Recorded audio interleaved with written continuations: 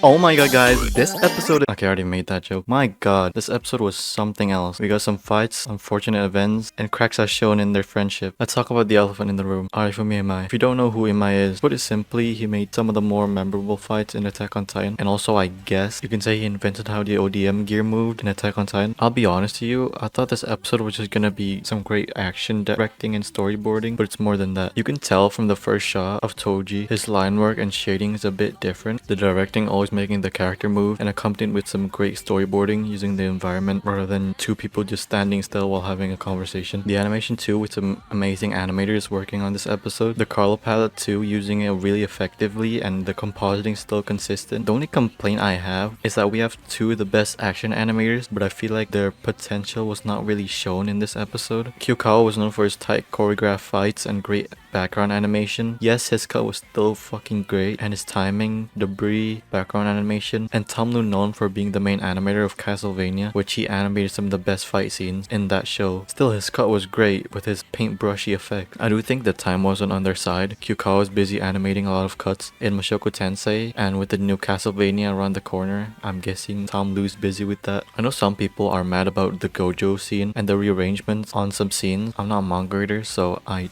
don't give a fuck. Enough rambling, let's go to the breakdown, analysis, review. So good thingy. We start off with a completely reanimated sequence where Rico was shot. I love the camera tracking Rico's head, and the 3D background looks seamless. Right off the bat, we got Kyukawa's sequence. The movement of the dragon was really nice. This 3D background was nice. Storyboard's also great. After this, just dialogue, but with some interesting angles and strong storyboard. Yoshihide Idue's sequence, people thought it was Arifumi Mai who did this cut because it was similar cuts from Attack on Titan. Such a chaotic fight. Beams flying everywhere. This dragon was in ones. Pretty cool. The camera shake really conveyed the impact of Toji's landing. The last couple of seconds was the most impressive cut. The background animation, the fluid movement, Toji slicing the dragon, and then the camera 180'd close to his face, then zooms out with a very dynamic pose. This sequence, I don't know who stopped time, the curse or Toji. The color scheme making it all blue mixed with some red in it. This was creepy. This cut was limited but still looked good. Kind of a bit of a dimming, but I don't really care. Fei Hung, I hope I pronounced that right, was the one who animated this scene. Nice storyboard zooming into the eye for the visualization how the ability worked, but it didn't because Toji knew everything about their ability. The curse forming into a ball, I guess it's reverse morphing. It's excellent. This particular sequence was unique. The light source was the red slashing while the background is completely dark. Nice little choreographed kick, and also the background animation is so fucking good. It's good that they're bringing in new freelance animators into the industry and giving them a chance. Great smoke animation, and the little detail where the wood is falling making the smoke move. The disrespect kicking Geto while he's down and showing everyone down on the floor in a pool of blood. Then Toji remembered he had a kid. There isn't really much after this before the thing, besides some great character acting, unique storyboards, and fabric animation. I thought Rico wasn't dead. I know she got shot in the head, but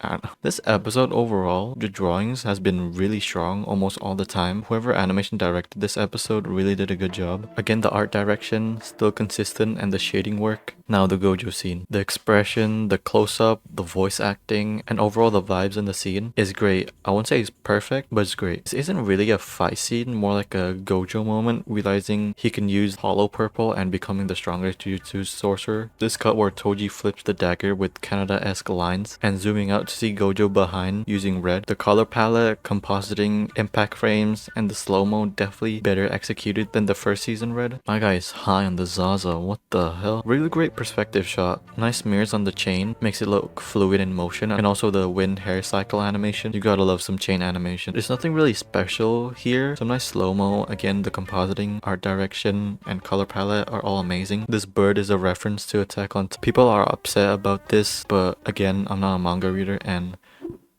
I don't care. Some debris and smoke really reminds me of Imai smoke animation with the smearing. Nice smears on the rock, sparks, and great emphasis on the speed here. This part was well storyboarded and directed. The water droplet, the ray of sunlight, the music, still frames were all well cooperated. And now, Tom Lu's sequence. Probably the best looking effects or liquid animation so far in the season. Not in Jujutsu Kaisen because there was really strong effects animation in the first season. The paintbrushy liquid animation and the rotating shot. The compositing is such an upgrade, and the hollow purple itself, great effects, timing, filters, the fluidity, impact frames, everything together to make it look amazing. I actually didn't mind the first season hollow purple sequence. The CG effects was actually not bad. We hold on it, emphasizing with the shadows of the building slowly moving and breaking the chains. Great metaphor. Again with the close-ups on the eyes are great. Here we slowly move back, revealing the impact of the purple on Toji's body. Very strong drawings. This part made me feel a bit bad for Toji, realizing too late about his family, and we get absolute silence for a couple of seconds. The after credit scene, the red and blue color, and the eerie vibes. Geto shocked on what happened to Gojo and how is he still alive. The compositing on the eyes are amazing. Things are moving inside it, and also the way Gojo was carrying Riko was kind of the same at episode 2 when she was still alive. That's kind of sad. And the subtle eye movement for Geto, really nice. The realization start to kick in that they failed the mission. Gojo wanting to kill everyone because they're clapping about a kid dying. Geto's still confused on what happened to Gojo. But cracks starts to reveal in their friendship, and darkness starts to loom around Geto. Really well directed and storyboarded to capture Geto's feelings about the whole situation. And that's it. I do still think the last episode's action was better. Maybe I was expecting too much. I don't know. We still didn't have Hironori Tanaka, Tatsuya Yoshihara,